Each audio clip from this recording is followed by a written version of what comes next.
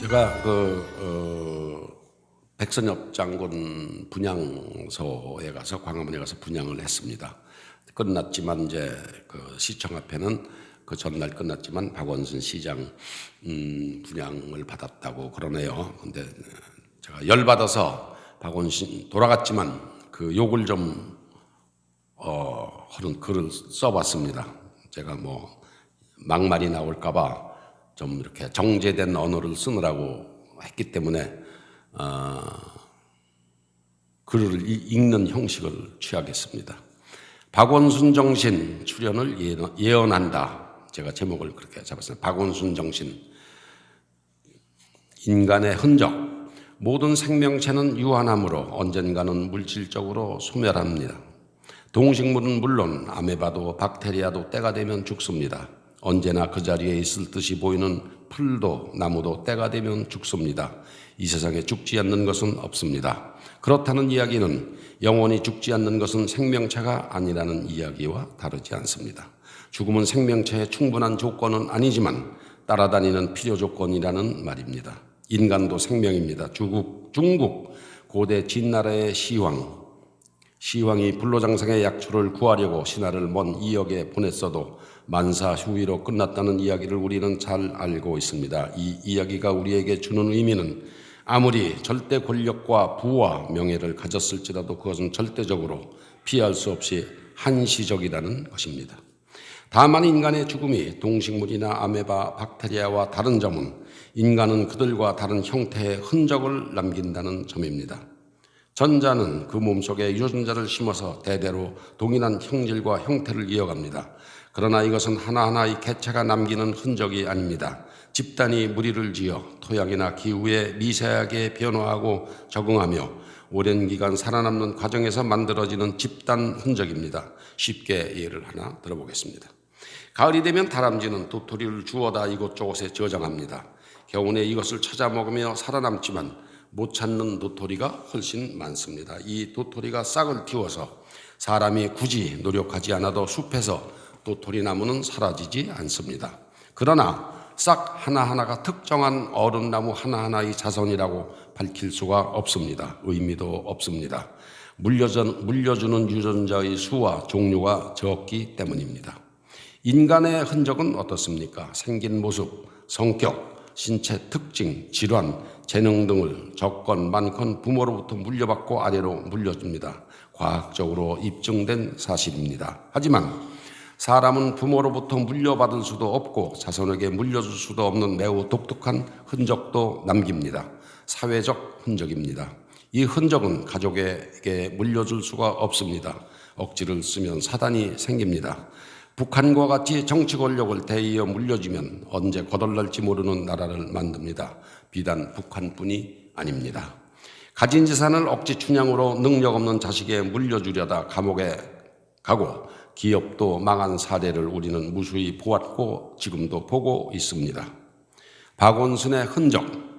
갑작스러운 자살로 생을 마감한 현직 서울시장 죽음을 특별시장으로 치렀습니다. 한 젊은 여성의 삶을 무려 4년 동안이나 성추행하며 뿌리부터 흔들어 놓고 당사자의 사과 한마디 없이 죽어서 도망친 사람을 서울 시민이 왜 추도해야 합니까? 왜 국민의 세금을 써야 합니까? 돈에 많고 적음을 떠나서 세금은 그런 용도에 쓰라고 걷는 것이 아닙니다. 안희정 전 충남지사, 오거돈 전 부산시장의 성폭행 사건이 세상에 알려지고 단죄받는 과정에서도 눈도 깜짝 안 하고 추행을 계속한 사람을 시의 장으로 치르다니 어느 놈이 결정했는지 한심합니다. 더욱 가관인 것은 좌파의 좌장격인 여당 대표가 10년 이상을 봉직한 시장이 현직에서 죽었는데 그 주검 앞에서 소속 정당의 입장을 묻는 기자를 호로 자식으로 매도했습니다. 누가 호로 자식입니까? 똥 묻은 개가 개 묻은 개를 나무라는 격입니다. 전쟁 중 포로로 잡은 중국 대놈 포로를 우리 조상들은 호로 자식이라고 했습니다. 정작 중국 편에 붙어서 해야 할 일에는 입도 뻥끗 못하고 큰 나라 작은 나라 운운하며 스스로 호로 자식이 된 집권당, 그 당의 영수가 무슨 얼굴로 남을 호로 자식이라고 꾸짖는지 모르겠습니다. 누가 그랬죠? 그 천안문에 가서 우린 작은 나라고 니는 큰 나라다, 시진핑한테. 아마 여러분 잘 아실 겁니다.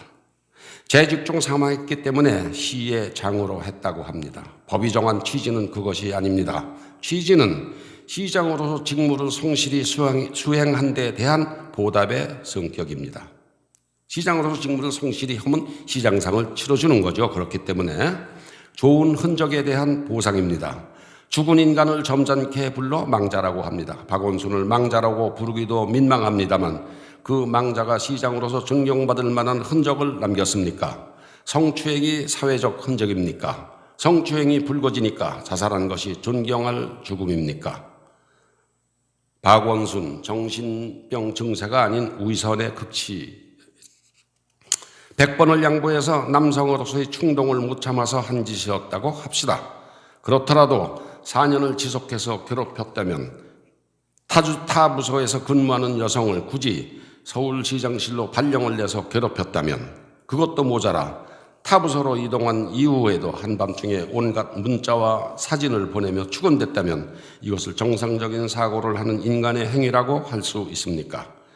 직을 내려놓고 할 용기도 없이 막강한 권력을 쥔 채로 꽁은 꽁대로 먹고 알은 알대로 먹자는 심보가 아닙니까?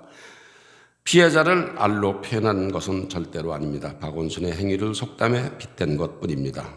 이런 사람이 죽었다고 그 죽음이 애석하다고 시민장으로 하다니 당신들 눈에는 서울 시민이 개돼지로 밖에는 안 보입니까?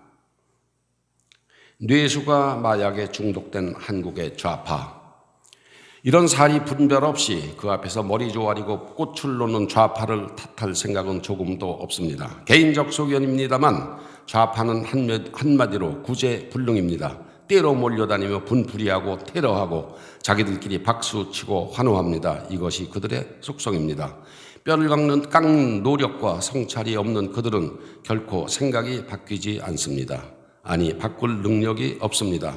뇌수가 공산사회주의라는 마약에 잔뜩 절어있기 때문입니다. 우리가 옆에서 혀를 차며 딱하다고 할 이유도 없습니다. 완치가 불가능한 환자입니다. 우리는 다만 이 중독 증세가 주위에 퍼지는 해악에 집중할 뿐입니다. 죽었기 때문에 죽음으로써 자기 행위를 반성했기 때문에 추모해야 한다면 법의 가치는 어디서 찾아야 합니까? 더구나 그는 자기가 피해 입힌 당사자에게는 단 한마디도 사과의 말을 안 남겼습니다. 생을 마감하는 마지막 순간에도 예의를 잊었습니다. 제가 기억하기로 그 사람은 예의 바른 말을 입에 달고 살았고 사랑을 입에 달고 다녔고 정의가 입술에 붙어 다녔던 사람입니다. 공산사회주의 마약에 중독된 좌파의 궤변에 넘어가지 마시고 함께 장단 맞추지 마시고 고요히 내면의 소리에 귀 기울이십시오. 흥이 난다고 신난다고 함께 박수치지 마시고 진실을 마주하십시오.